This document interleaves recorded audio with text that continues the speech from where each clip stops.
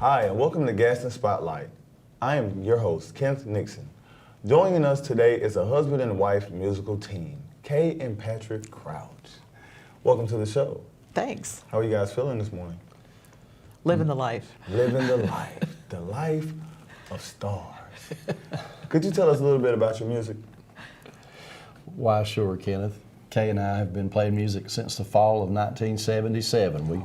We started our collaboration back in the 1900s, and our original ensemble was Kay's marimba ensemble, and I was playing string bass. Oh, wow. And then, of course, Kay, as she moved to North Carolina and started making this her home, she started studying some of the roots music that I'd been playing most of my life, and my music is North Carolina string music. When they brought me home from the hospital, my father was there in the house with his guitar, and my Uncle Cole lived with us at the time as well. My dad played like Maybelle Carter, and my Uncle Cole was a fingerstyle guitar player, more like Merle Travis. And so I've heard music all my life, and that's pretty much my story. Kate, what's yours? I grew up in a non-musical household, but I was very fortunate because my parents made everything available to me. So I came through a more like trained style. I started taking piano when I was 10, and band, flute, and then went from there to percussion, and didn't really sing until I was an adult, but was very fortunate to be afforded a lot of opportunities. Yeah. That is wonderful. That is wonderful. I myself am a musician, and I went from singing a little bit to when I started getting to other types of music. I heard, "Turn that music off. It's too loud." So, we all seem to have come from a root of music. Could you tell me what is your favorite instrument that you like to play? My favorite instrument to play is actually an instrument that I don't play out very often, and that's the marimba. That was the instrument that I really pursued during college, but there's not a whole lot of opportunities to play. Still, I'll do occasional jobs on the weddings and things like that on the marimba, but I'm known for other instruments. People don't really associate me with the marimba anymore. Well, when I was 11 years old, I started making my own money, and I was mowing lawns, and so as I saved up my money, I'd been borrowing my dad's guitar up until then. My father always had a guitar in the house, so I would drag the guitar around. But when I was 11, at the end of the first summer, one of my uncles gave me an electric guitar, and so immediately I did what all 11-year-olds should do. I went and bought me a wah pedal, a wah-wah pedal, so I could emulate Jimi Hendrix. So I'd be playing my guitar through my wah-wah, wah-wah, and my dad would come home from work, and he would be all tired, and he would open the door to my room, and he would look in there, and he would say, "I wish you would buy a banjo." And so this went on for a few years, and when I turned 16, I took my first public job, making a paycheck, and with my first paycheck, I bought a banjo. And so that's really become my instrument of choice. And the thing that I'm fascinated about is the fact that the banjo, during my lifetime, has branched out a lot. We used to think of the banjo as first of all, just a blues instrument, and then a minstrel instrument, and then it would be in types of country music, but now it's used in all kinds of popular music, and it's just a cool instrument. So for me, the banjo has my heart. That's cool. I heard you say something about Jimi Hendrix. Who, in the music industry, or who has inspired you guys the most as artists? Well, early on playing electric guitar for me, it was the sounds of Jimi Hendrix, and I would emulate his sounds. Then I got into jazz when I got into high school and college. The music education programs in North Carolina, again, have recently started to recognize more forms of roots music, but when I came through college, the only kind of roots music that most of the universities were recognizing was American jazz. And so I was trying to study jazz at that point. And the jazz guitar player really was Django Reinhardt. He was probably the one who influenced me the most. Then later on, we were talking about when Kay and I were first married, we had a sort of a country rock band, but really, even though you called it country rock, you played Chuck Berry. You played music from 1950, the Chuck 50s. Berry was the man. That's what you played. You would bill yourself as a country band, but if you didn't play Johnny B. Good, you didn't get hired back. Yeah. And so I studied that music. A lot of acoustic players along the way. A lot of local folks. Where we live in Caldwell County, there are some excellent musicians. And so Cecil Palmer was a big influence on me, my Uncle Cole. Pop Ferguson used to come and record at my studio, and I really enjoyed hanging with him and playing music with him. And there's just so much to learn from your neighbors, people in your family. I have so many influences, but one as a vocalist specifically, or most of those people who influence me are people that no one ever heard of. They're sidemen or the songwriters. But one of the singers who particularly influenced me was Billie Holiday and Sarah Vaughan early on. I've heard it. And then later on, there's an Irish singer who actually lives in Nashville now, whose name is Mara O'Connell, and she has just impeccable phrasing, and I love listening to her perform. But there's just so many people who are, like I said, there's like sidemen, and they're kind of nameless, but what they do is just the perfect thing for the perfect time. Bonnie Raitt is like, I don't play slide guitar, but I think her slide guitar playing is just wonderful. It's what is needed at the time. Now, I know we were speaking before the cameras came on about the worst moments that we've had as artists. What is the greatest moment going out to play in front of a crowd that you had? A standing ovation, or where would be the best spot that you guys have played and got the most love? One of my favorite places was not actually on stage, it was in a session. In Ireland, we were there during an international dance festival. In Ireland? Yes, we've been to Ireland many times. And we were at the pub, the Roaring Donkey, one night, and we had met some folks from Peru. And there was a flute player from Brittany in France. And there were Canadians there, and there were people from all over, and we didn't really play the same styles of music, and we didn't even speak the same language, but we were trading instruments, and the language of music. It was absolutely the language of music. It was just a magical night, and one that we tried to even replicate the next night, and it just didn't happen. There was something about that night. It's that moment. It's something about being an artist where you have those sessions and those collaborations with people, and you guys didn't know the same languages, but you spoke the universal language, which is music. What about you, Patrick? Well, I'm really fortunate right now. I've got things that happen on almost a weekly basis that are phenomenal. Every Tuesday night I play a place in Charlotte called the Comet Grill with a band called the Red Rocking Chair Band, which is a group of old friends. I met all these people once again back in the 70s and 80s. And we have a standing engagement on a weekly basis where we have support from a local audience. And we're about to celebrate the 15th anniversary.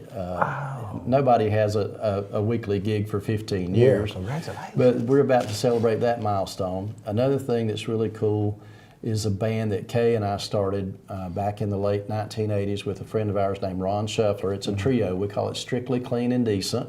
Okay. And we play, it's just a name. we play jazz and bluegrass, and we play country and Celtic music and some folk music. But we've been hosting a musician showcase in our home county of Caldwell County now for 22 years. And I really love walking out on that stage each year with our music and with our music of our neighbors. We feature people who live in and around Caldwell County. Yes. And in the past 22 years, Kenneth, we have showcased 227 different local musicians. Wow. And so what we do, it's about promoting not only our music, but the musical scene and the endeavor, the creativity. And so those are two things that I've got going on right now. Another thing that I've really been fortunate to do, Merle Fest in North Wilkesboro, the biggest music festival east of the Mississippi.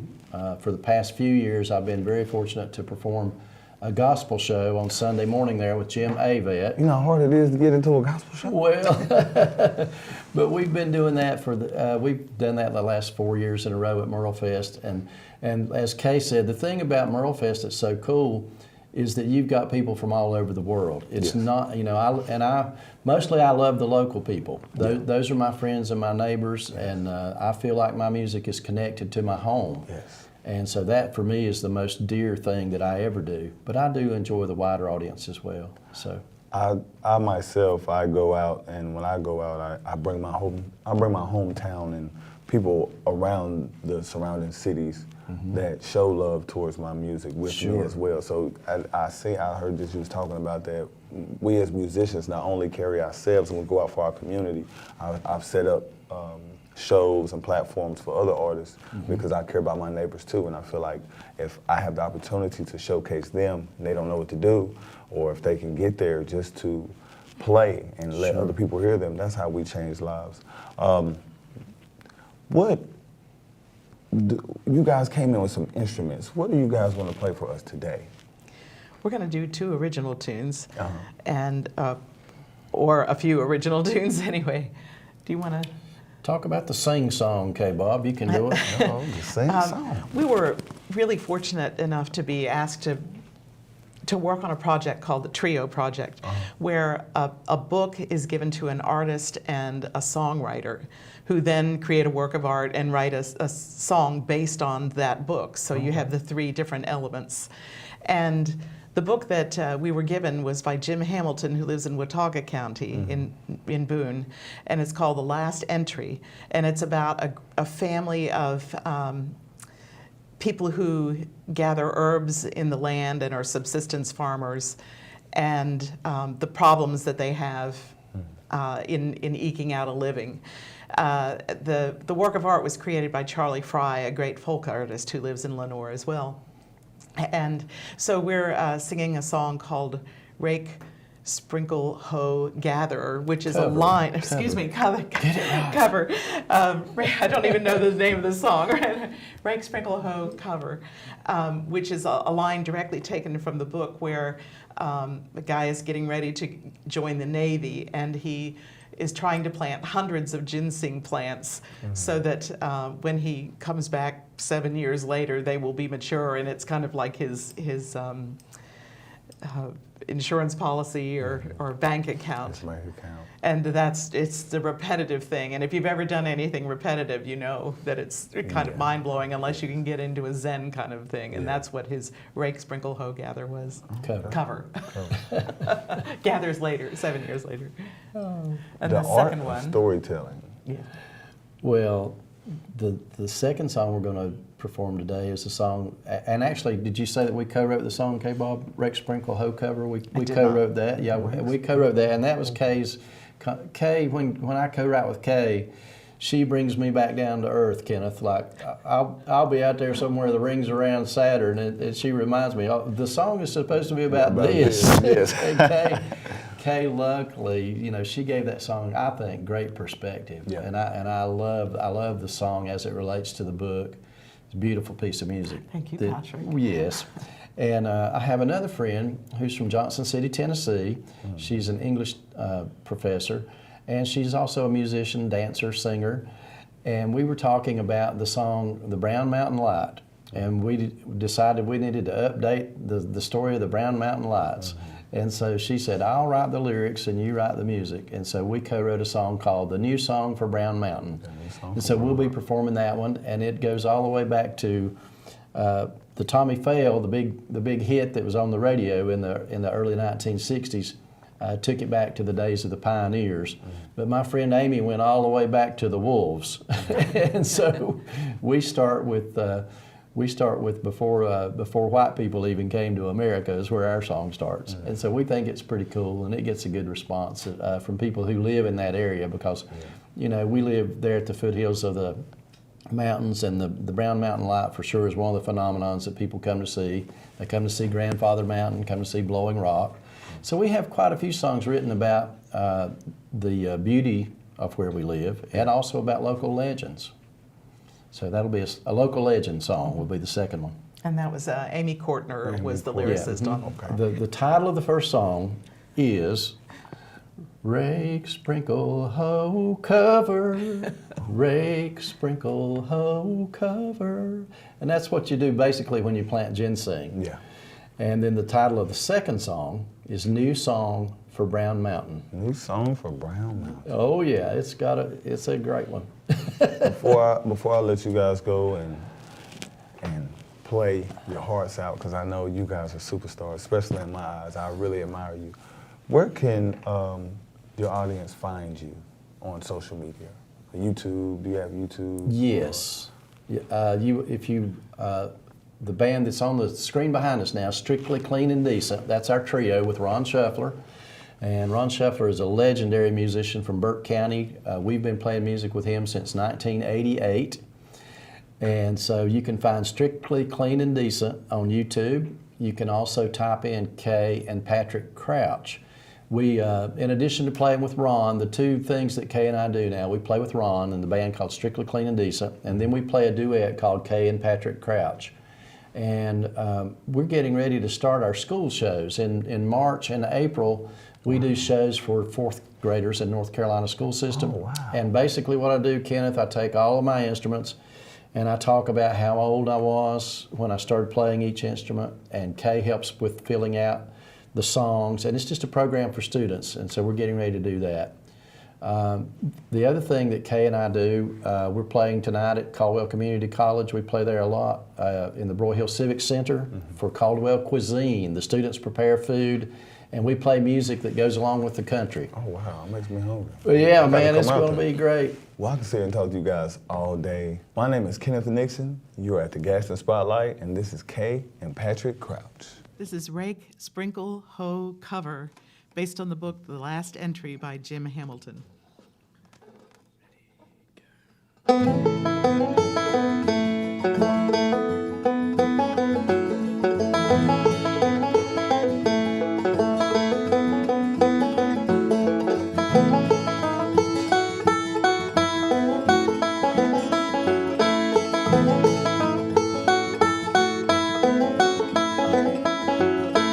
Rake, sprinkle, hoe, cover again and again, over and over. Rake, sprinkle, hoe, cover again and again, over and over.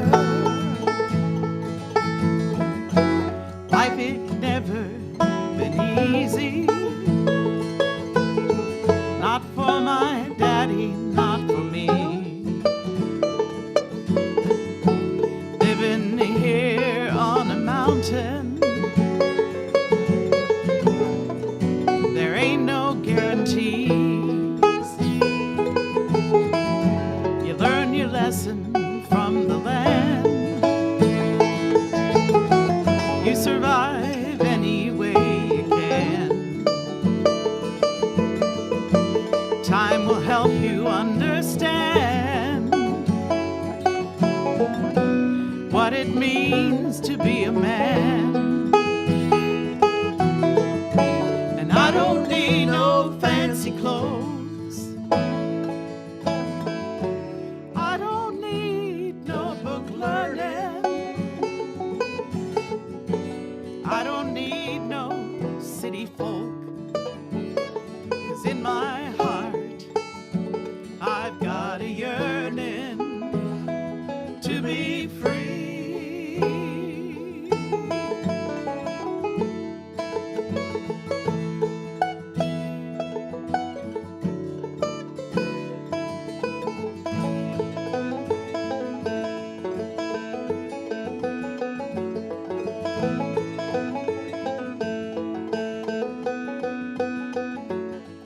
Rake, sprinkle, hoe, cover again and again, over and over. Rake, sprinkle, hoe, cover again and again, over and over.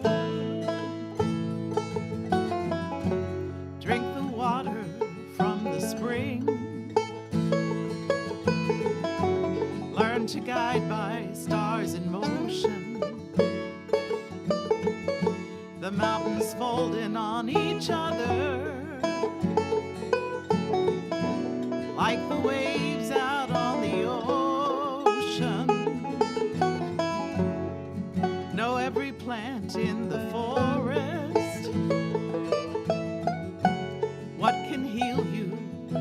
can kill you. But some things are better left unlearned. Some stones are better left unturned. And I don't need no fancy clothes. I don't need no book learning. I don't need no city folk.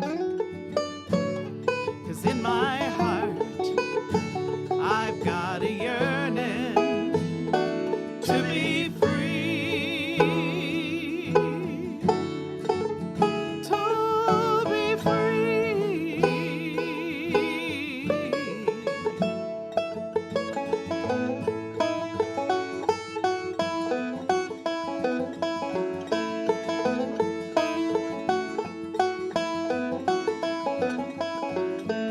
Rake, sprinkle, hoe, cover again and again, over and over. Rake, sprinkle, hoe, cover again and again, over and over.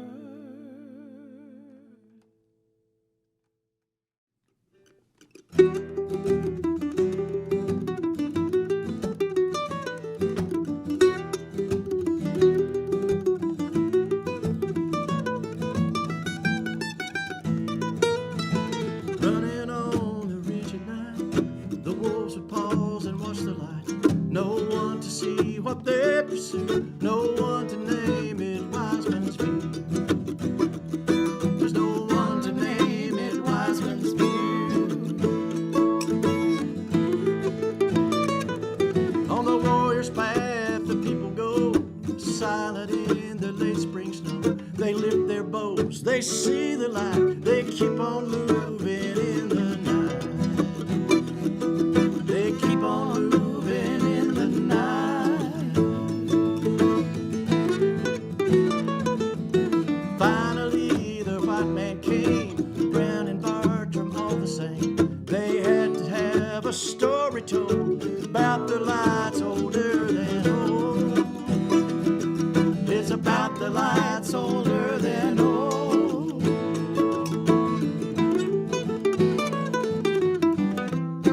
They conjured up a noble brave, a master lost and a fearful slave, a lover vanished in the dark. No story could explain that spark. No story could explain.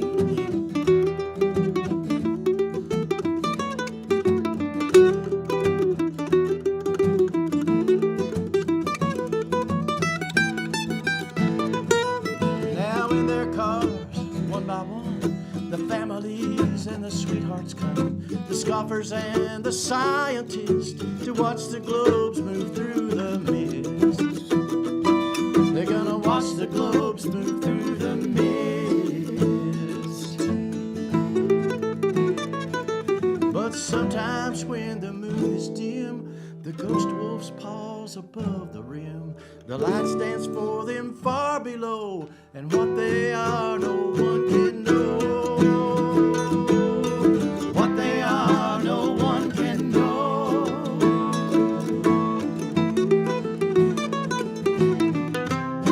They conjured up a noble brave, a master lost, a fearful slave, a lover vanished in the dark.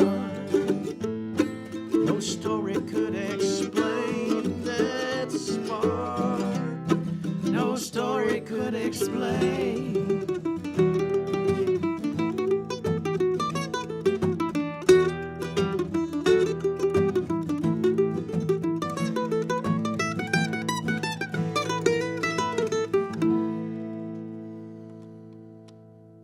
May help to close your eyes and breathe.